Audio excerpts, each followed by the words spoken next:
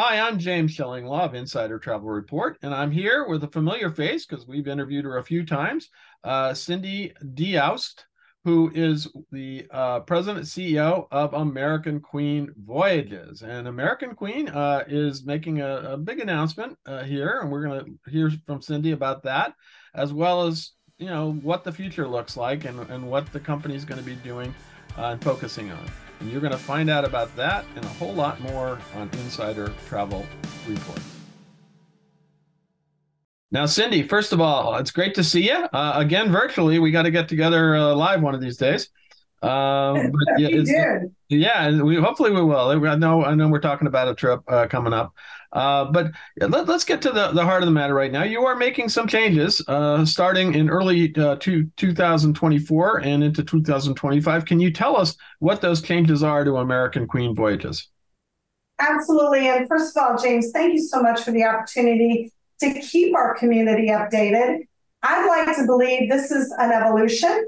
When I joined back at the end of October, we talked about where we wanted to go, what my vision was, and it was a focus on three areas: our people, our ports and partners, and obviously delivering amazing guest experiences. And then part of that is the prestige of the brand. So we've stayed true to that with two other guiding principles for me, and that is, again, always keeping an amazing experience at the forefront and then delivering a nice profit to our stakeholders. So with that in mind, back in February, as a leadership team, we recognized the importance of giving ourselves an 18-month cycle for making decisions regarding sailings, vessels, schedules, not shocking the industry, not sending confusing messages. So at that point, while we were still deliberating 24 and even 25, we did cancel the schedule for 2024 for our Great Lakes vessels.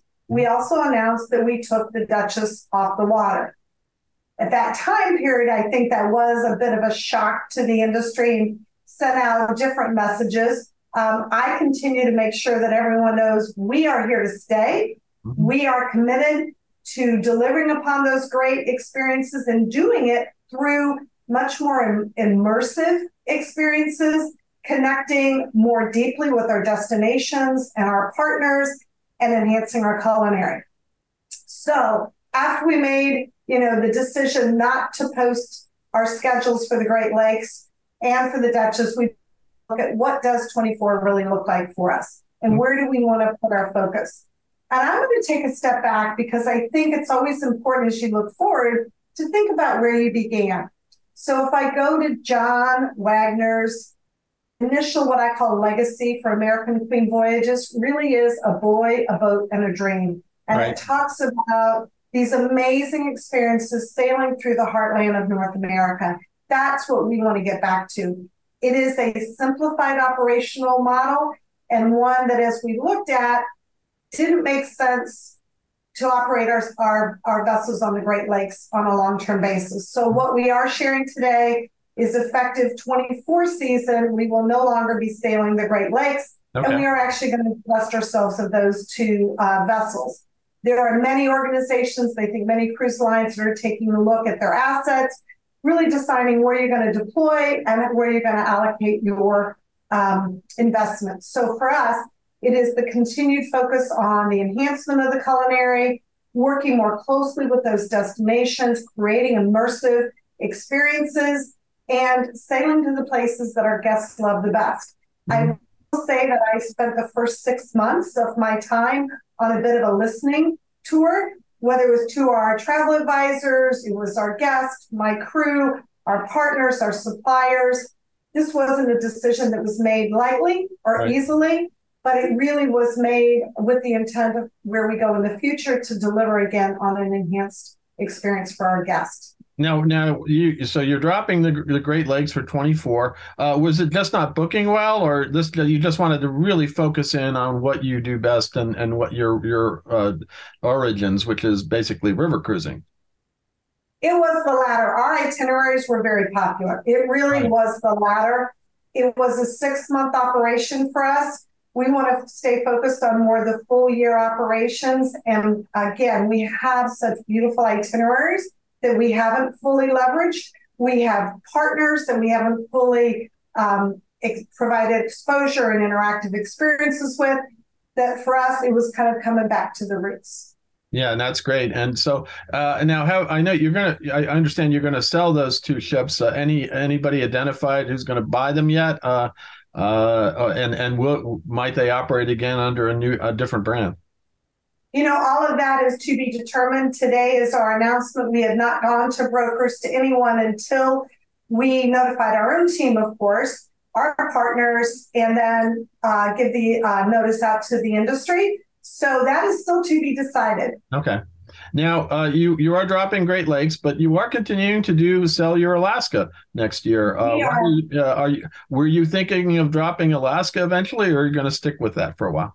We are in Alaska. We are published. We have some beautiful new enhancements from an excursion that include rail opportunities, pre-cruise opportunities, extended stays, city stays. So again, I think this is the evidence of what we're doing. We're reinvesting in those areas that we're in right now.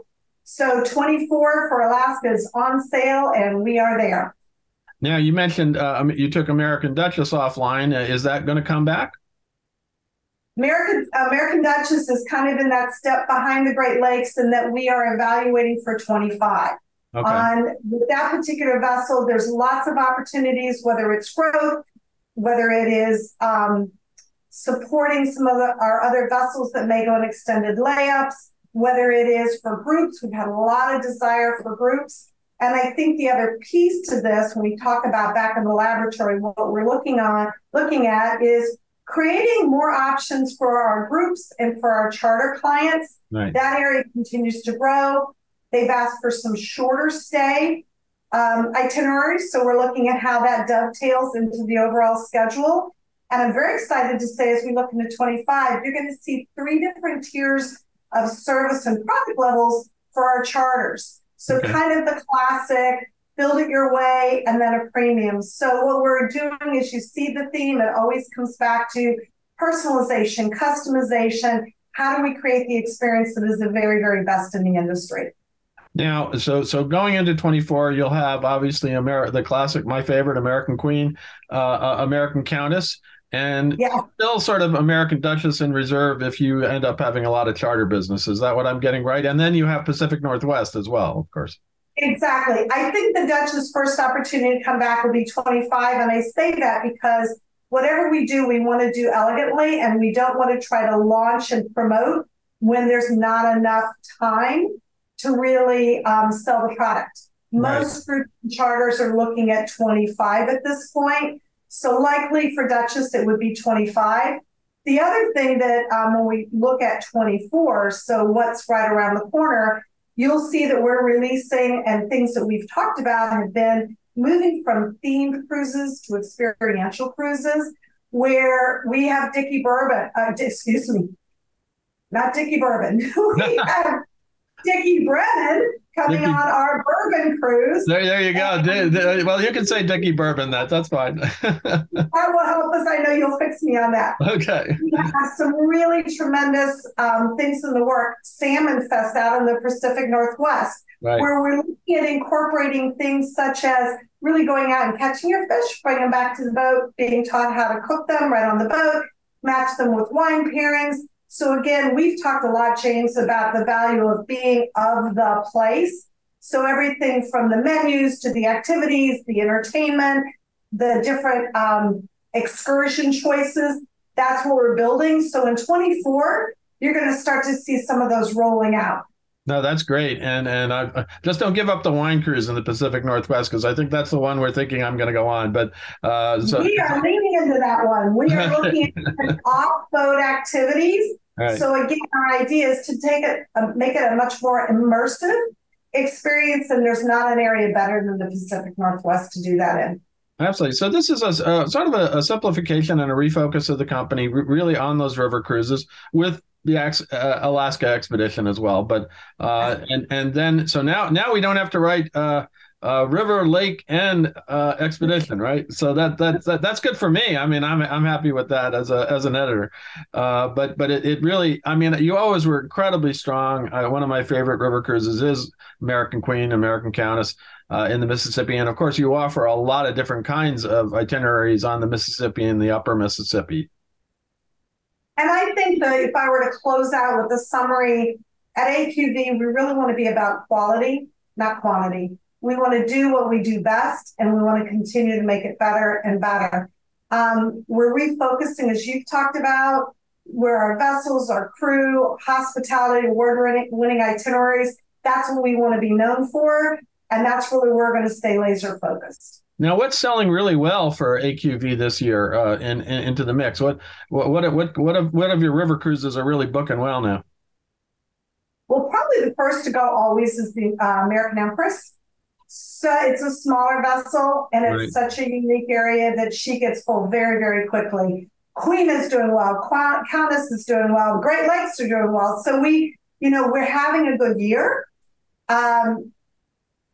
There are still opportunities, and we're putting, in fact, this nice little headway. We have a flash sale that's going to launch today, 72 hours only, for 23 dates with a few 24 sprinkled in. So if there's an opportunity for last minute purchases, we do have some dates included for 23 for our flash sale. Only 72 hours. Okay, we got to get that out then. And then the other question, one of the final questions I have for you is anything new for 24 and 25 in terms of itineraries? I mean, you've been doing the Mississippi for a while and you're getting to know it. And you mentioned there are going to be, some of those theme and experiential cruises, but anything new for 24 or 25 that we should know about on the rivers? I think I can tell you right now in 24, the lower Mississippi, you're going to see a couple of shorter cruises of three night, 4 nights. So people have asked for that. We are looking at other opportunities to include those. Obviously, as we look at our itineraries, we're staying with what's been tried and true, where we have great partnerships, we can deliver the great experiences. What will be different will be what we can do from Shorex within the itineraries to make it a more enjoyable, memorable stay. Again, some of the things that we're doing not only on our experiential cruises, but we're including things like this Christmas. We anticipate launching the Christmas markets back again in Natchez, which will be amazing. Yeah. So things that aren't necessarily an experiential, it could be a holiday cruise, could be a specialty cruise. We have Regina and friends coming on board throughout the year, and they're not just going to be culinary. Great stories of the river. Our Lorient program has expanded. So it's really everything that we describe as experiential. So I don't think you have to go to a new port to have a new feeling and a new experience. We're working, for example, with some of the local vendors, whether it's a farmer's market to deliver some of the fresh ingredients for our new menus, getting our flowers from some of the local markets that are really indigenous to the area. So much of this is of the place. The other thing that I would mention that I think guests will notice and have fun with, we really are taking alternative dining and making it alternative. We're not serving the food that we serve downstairs, upstairs at the River Grill. So we've implemented pop-up barbecues. We've had oyster grills, just lots of spontaneous things in the beautiful weather. Gets the guests up the outside of the vessel enjoying games. Our crew did an impromptu cornhole competition with our guests. A lot of fun interactive itinerary ideas, getting the bikes out, adding food and beverage elements to the bikes. So if you want to take a bike out, take a picnic basket with you, get a blanket, things that let you make, kind of your own design for the day.